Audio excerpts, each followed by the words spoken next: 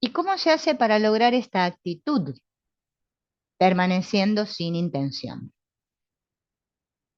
Otra vez volvemos al asunto de la intención.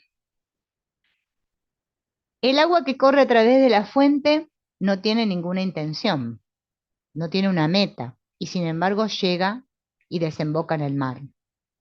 Por lo tanto, la falta de intención es la condición previa para trabajo con psicoterapia fenomenológica, o sea, con constelaciones. Porque el no tener intención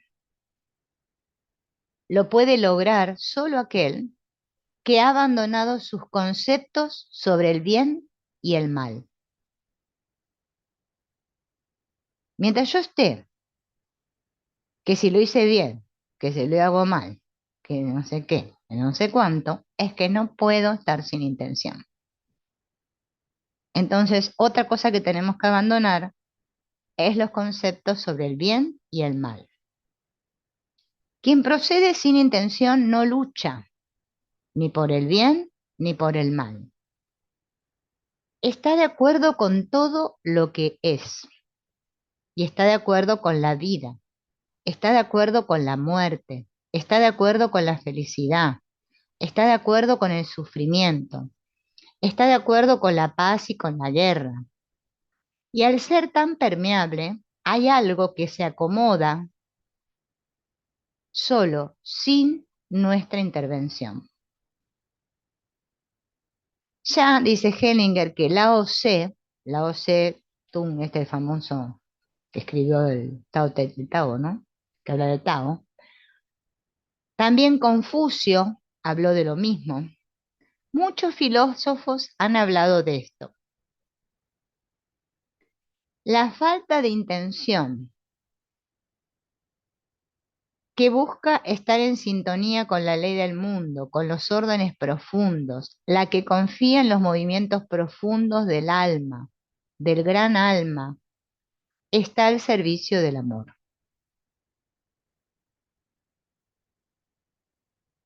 ¿Cuál es la otra actitud fenomenológica que nosotros tenemos con el campo? Es la de escuchar y mirar. Para ser un buen ayudador, entre comillas, ¿no? Tengo que ser un buen escuchador. O sea, tengo que aprender a escuchar con atención, sin juzgar, y aprender a mirar.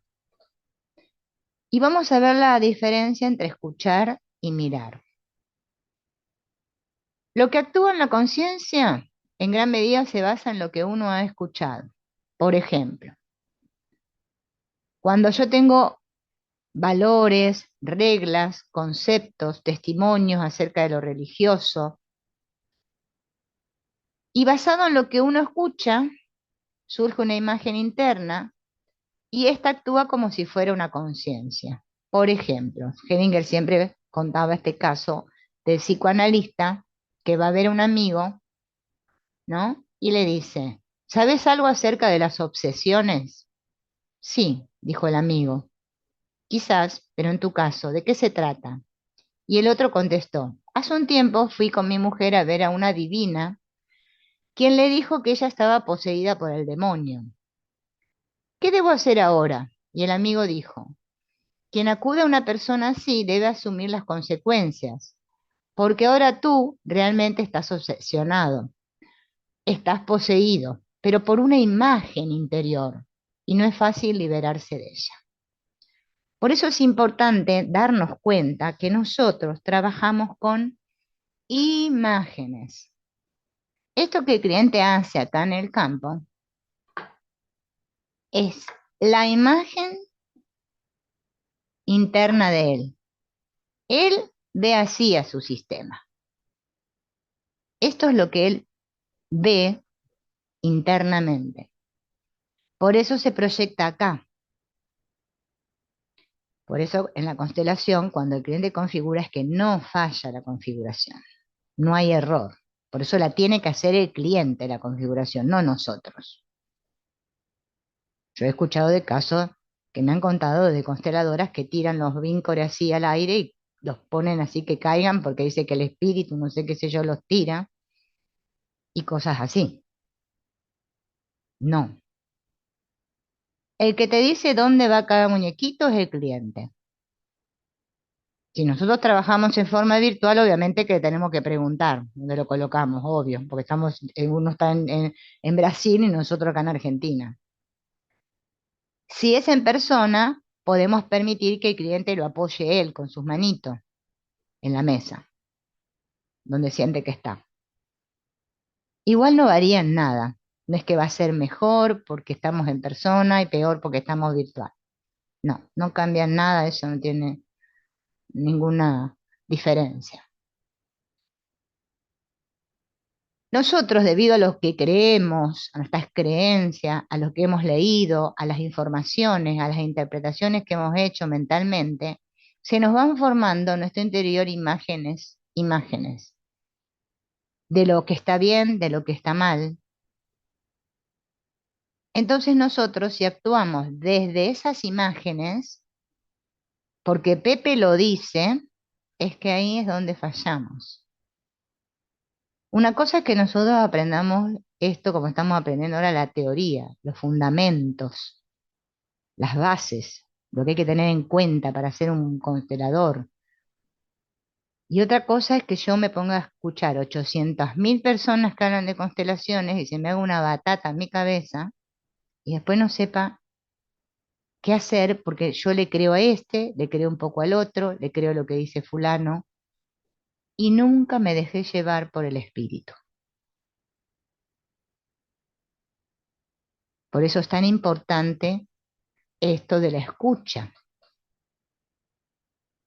Entonces, mediante lo que se escucha, esta escucha de lo que yo escuché de otros, ¿m? Me forma un concepto que no tiene nada que ver con esto que se está percibiendo aquí, o con la realidad, en realidad. Y este concepto actúa como creando una obligación, y cuando abandono este concepto, lo vivo como una traición y una deslealtad. Por eso a nosotros nos cuesta tanto abandonar los conceptos y las creencias, los dogmas. En realidad solo haría falta mirar y limitarse a lo que se percibe. Pero para mirar y limitarme a lo que muestra el campo, hace falta mucha, mucha modestia o humildad. Algunos psicoterapeutas confían en lo que se les dice sin mirar lo que ocurre frente a sus ojos y en el sistema. Y así quizás la terapia trata algo que ni siquiera existe porque se refiere a una imagen que solo surge de conceptos y de interpretaciones. Restringirse a la percepción es una renuncia grande, o sea, que solo yo renuncio a mi interpretación, a la interpretación del cliente y solo me dejo guiar por lo que muestra el campo, por la percepción de lo que muestra el campo. Eso es renunciar. Renuncio a querer modelar al mundo arbitrariamente. Y esto, curiosamente, es lo que nos da libertad de actuar correctamente.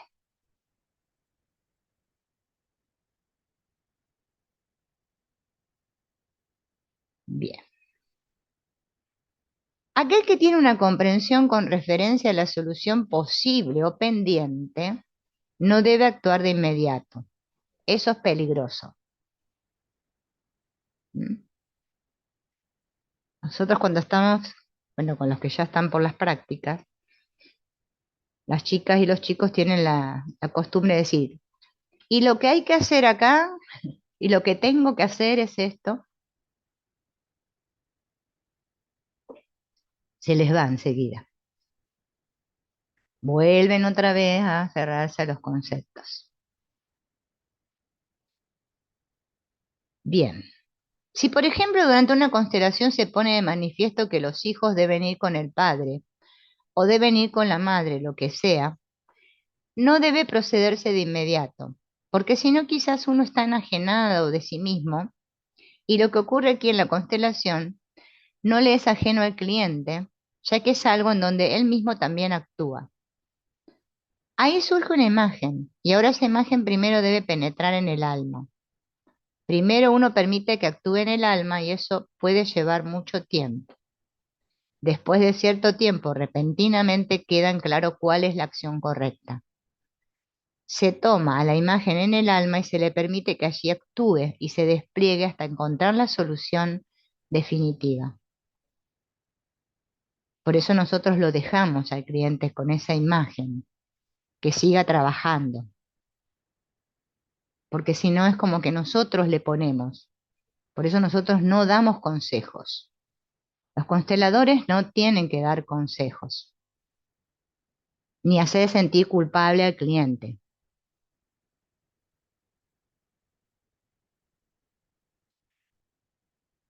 Bien, si yo titubeo y dudo, eso se lo transmito a mi cliente. Hay que confiar. Es como un confiar en el cliente, pero al mismo tiempo no ignorar lo que estamos percibiendo. Parece difícil, pero es un movimiento así. Cuando una persona percibe algo y a continuación presenta una duda o una objeción, aunque sea solo internamente, esa percepción desaparece.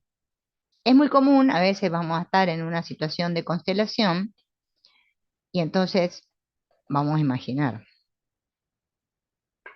él no quiere tomar a su madre.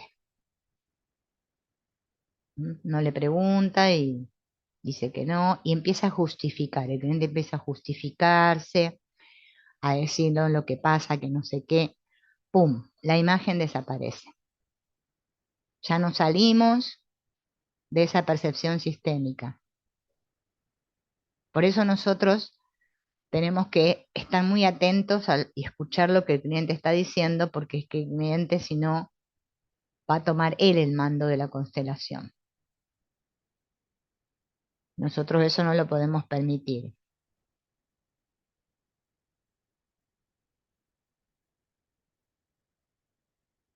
Rupert Sheldrake, que fue este famoso científico del cual Henninger tomó esta palabra campo, habló de los campos morfogenéticos y dijo que esos campos fijaban determinadas estructuras.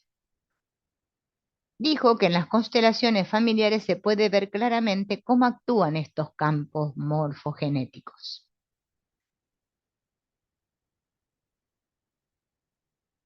Y dice Hellinger, a veces pienso si las observaciones que hace Rupert Sheldrake son válidas en otros ámbitos.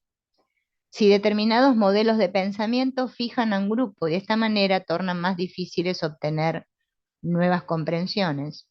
Y si los procesos de las conductas dentro de una familia no serán también modelos que se dan como consecuencias del campo morfogenético de esa familia.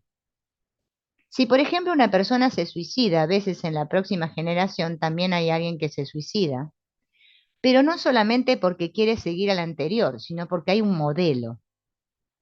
Sheldrake vio que si se forma un cristal nuevo, aún no tiene estructura previa. Si de la misma unión se forma otro cristal, inmediatamente se guía según el modelo del anterior. Y en ese momento hay una memoria acerca de lo anterior. Es decir, que el campo morfogenético tiene una memoria. Por esa razón existe una gran probabilidad de que el próximo cristal se desarrolle de forma similar al primero.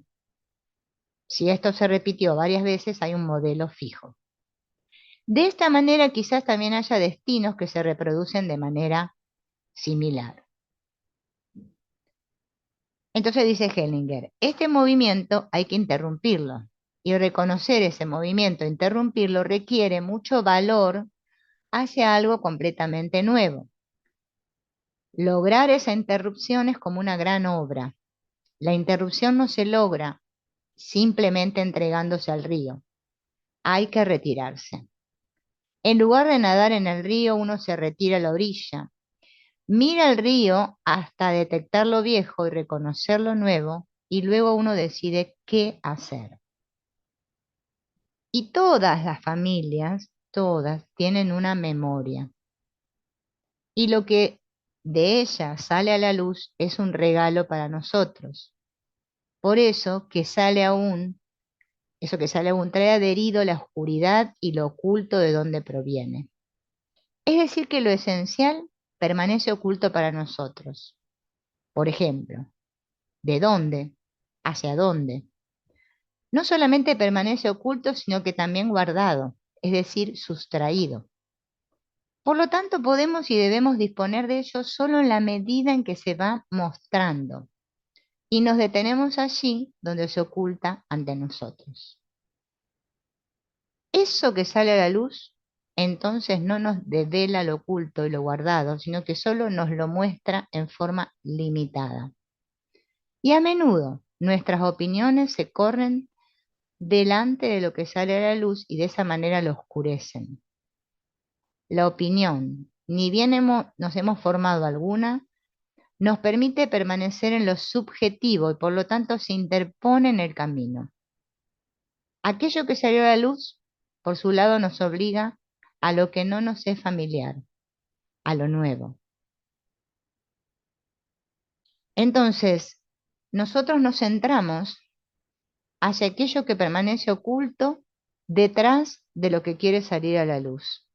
Es decir, no solo nos entregamos a aquello que sale a la luz, nos entregamos a lo que permanece oculto también, y a todo aquello que ha aparecido y luego vuelve a sumergirse. Por esa razón estamos en sintonía con los dos movimientos y fluimos con ambos. Esto permite que aparezca lo esencial y no está limitado a lo que aparece en primer plano. Por ejemplo, la sanación de una enfermedad. Por eso se llama psicoterapia.